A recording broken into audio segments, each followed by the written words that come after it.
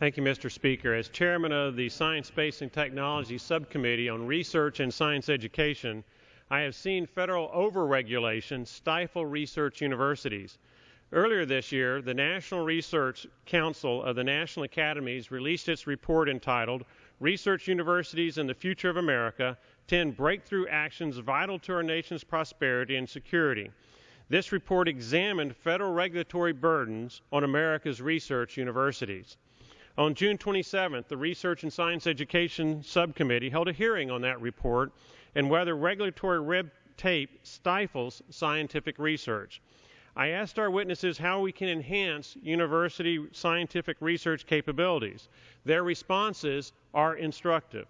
Mr. Chad Holliday, chairman of the National Academies Committee on Research Universities, testified, quote, "Federal policymakers and regulators should review the cost and benefits of federal regulations, eliminating those that are redundant, ineffective, inappropriately applied to the higher education sector, or impose costs that outweigh the benefits to society."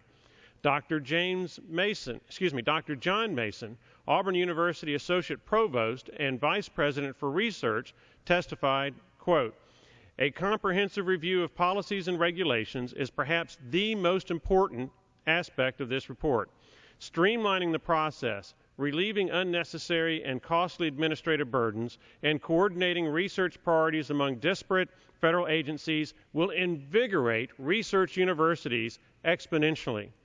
Dr. Jeffrey Seaman, Texas A&M University Chief Research Officer and Vice President for Research, testified, and I quote, "Federal agencies and federal regulators must reduce and or eliminate unnecessary, overly burdensome, and or redundant regulatory and reporting obligations for universities and their faculty in order to maximize investments more directly into research priorities and allow faculty time to be optimally utilized." Dr. Leslie Tolbert, University of Arizona Senior Vice President for Research, testified, and again I quote, "The growing burden of compliance with the increasing numbers and complexity of federal regulations consumes increasing amounts of time and money, having less for more direct support for research." Finally, Dr. James Sedow, Vice Provost for Research at my alma mater, Duke University, testified that research universities have been subjected to, and I quote, "growing number of research-related compliance regulations that have flowed down from federal agencies over the past 10 to 15 years. In that regard, the research-related and quality assurance costs to Duke between 2000 and 2010 rose over 300%. This perceived piling on of new reporting requirements has led to negative responses on the part of faculty who see more and more of their time being consumed not to actually carrying out the funded research, but to a myriad of mundane administrative duties. The extreme to which some of these regulations have gone of late seems well beyond that needed to accomplish the original regulatory ends. Consistent with their views, the National Academies recommended, and again I quote, "reduce or eliminate regulations that increase administrative costs, impede research productivity, and deflect creative energy without substantially improving the research environment." I asked our witnesses to identify specific regulations to amend or repeal. They are preparing their list. I look forward to receipt of their recommendations and working to repeal counterproductive red tape that does more harm than good.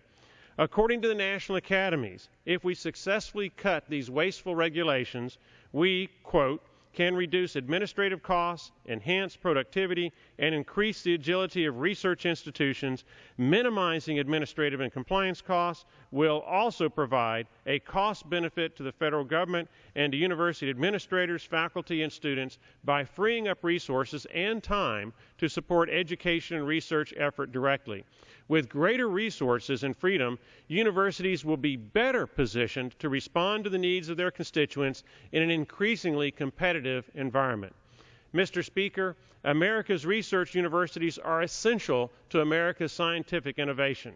If we clear the red tape from their path and free them up, they will produce the fundamental research that fosters American exceptionalism and, equally important, results in economic growth and jobs. Mr. Speaker, I yield back the balance of my time.